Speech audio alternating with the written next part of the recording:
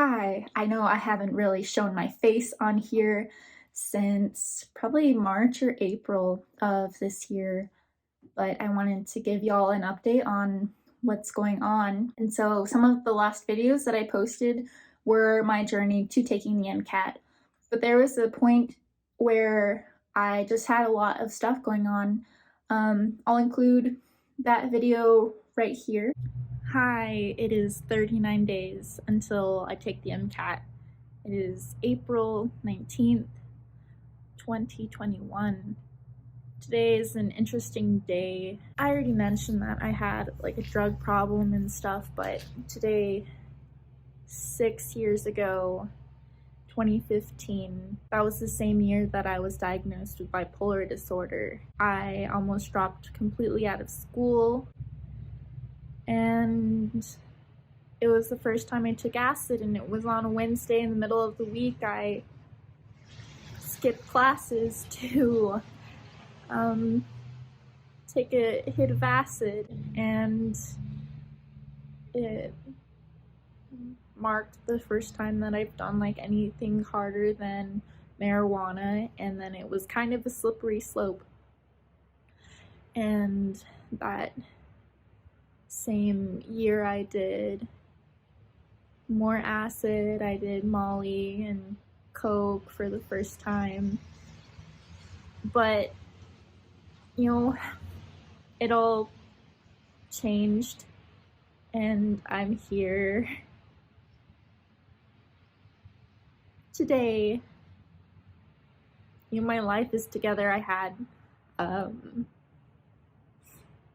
a glass of wine, and I kind of felt bad about that, but, it's also 4 months since I stopped smoking marijuana. Yeah, I'm just kind of happy and proud of myself for turning my life around. Yeah. So I didn't post any videos for the past couple of weeks because I was at my dad's house because I couldn't handle being home here, but I'm back up in the Denver area. I'm going to be a TA for my anatomy lab's graduate program, and so that's just pretty crazy.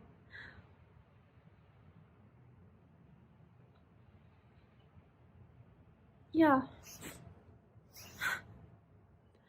I'm back up here. I finally woke up today at 5:30, so I'm just excited to just keep pushing myself to study and hopefully get an A in biochem, because I got good news saying that they can drop my final, or I can drop the lowest grade on my exam if I get a higher rate on the final, so that's good. Yeah, but I'm just going to go and yeah, so all right, so like I said, there was some issues with my mental health, and I had to go back to my dad's, and I returned, but I had to start working as a graduate student, teaching assistant, and then from there I really just studied for the MCAT. It was my kind of daily life regimen to just work my butt off. I had to extend my time to study for the MCAT because being a graduate TA was definitely my priority, because I wanted to be the best educator that I could be, got accommodations, so that all worked out. That was also very, very stressful. So I got to take the MCAT over 2 days, June 18th and 19th. They were both about 5-hour days, and so it was definitely rigorous, but probably not as bad as sitting down and taking it for a total 8 hours.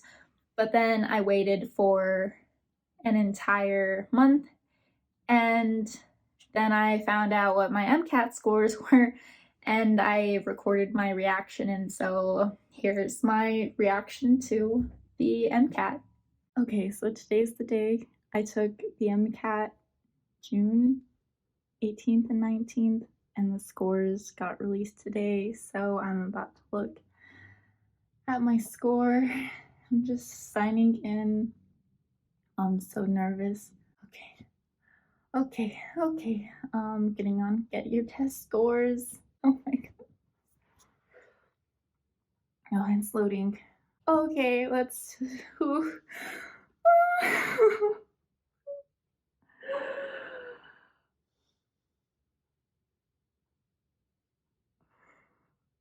Oh my gosh! I got my score! I got a 505. Represent the 505. I'm so excited. Oh my god. And like I said in the April 17th video, that I did have problems with some drug use when I was younger. I don't know. It happened again. I started using, wasn't like terrible, but I just fell back into some bad habits of smoking, and throughout the summer it got worse. I mentioned in one of the videos that I had post-traumatic stress disorder, and I was triggered by an event where it kind of reenacted events that led up to being abused. I really struggled after that because at the time I had to, put up a face and just be strong through the entire time. There was a point when I was going back to my dad's house, but I broke down and I was crying and just torn apart. And that was when I tried to turn to family to help me get through it, and I'd feel good for moments at a time being with them. But there were other times where I just felt like I couldn't do it anymore, and I started smoking again, and it was a daily thing. School started, and I just felt like I couldn't do it, and I just felt so burnt out, and that depression was kicking in, and I was just really going through the motions, and I had no motivation, and just thinking that, with how I'm feeling right now, I don't think I could go to medical school, and so I just stopped trying. I figured, well, I can finish off my graduate degree, and then I can just apply next year. That was how things were for a bit. I started thinking, well, maybe I can use this gap year to go home and be a coach and just really try to inspire kids with where I'm at in this position. But when I go back to my reservation, I'll have a master's degree, and hopefully by then I can start inspiring kids to start pursuing their own educational journeys. There was another point, it was around September, where I thought, I don't even think that I can do that because I just feel so inadequate, and my motivation is there's just none at all, and I can barely work. I was getting emails from some medical schools like North and South Dakota, informing me about this Indians into Medicine program, and I just really didn't want to go to either North or South Dakota.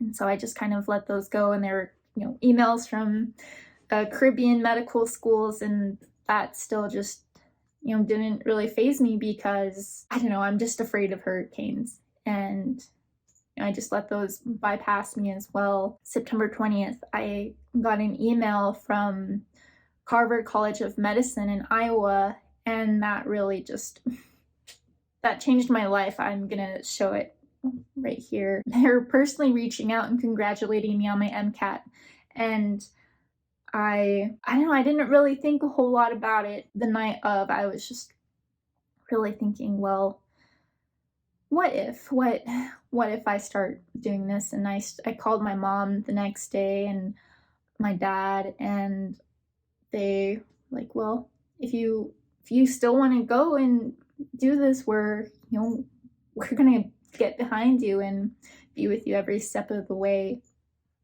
So that evening, I just started typing away, trying to figure out, okay, well, I have to write my personal statement. Let's just get things out. And then I had a meeting with my capstone advisor, who is also one of the medical school advisors or medical school admissions advisors. And so she really gave me pointers about, oh, right, here's what you have to write about for your personal statement, and just going down the line.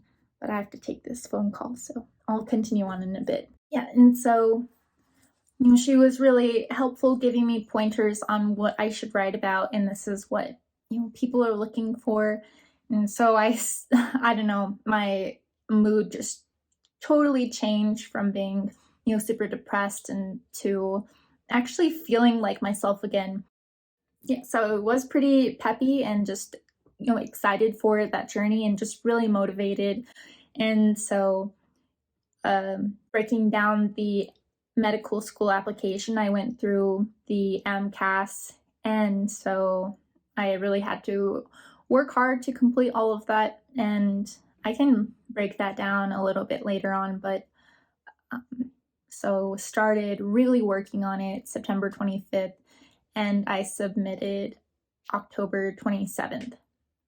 And that was a very intense journey, and I definitely would not have been able to do it if it wasn't for my capstone. Her name's Dr. Wagner, so I wouldn't have been able to do it without Dr. Wagner. I was able to submit. I submitted to 14 schools. It took about a month to get all of the secondaries in, and I got my first invitation to interview for New Mexico, and that took about a weekend for them to really look at it. And then later that day, I got an invitation to interview with Iowa, and that's actually in person. And I started crying because it started my fire again to push myself to get through this journey and submit my application, and just motivate me to actually go out and do it and not be afraid. And so I took that leap, and here I am about to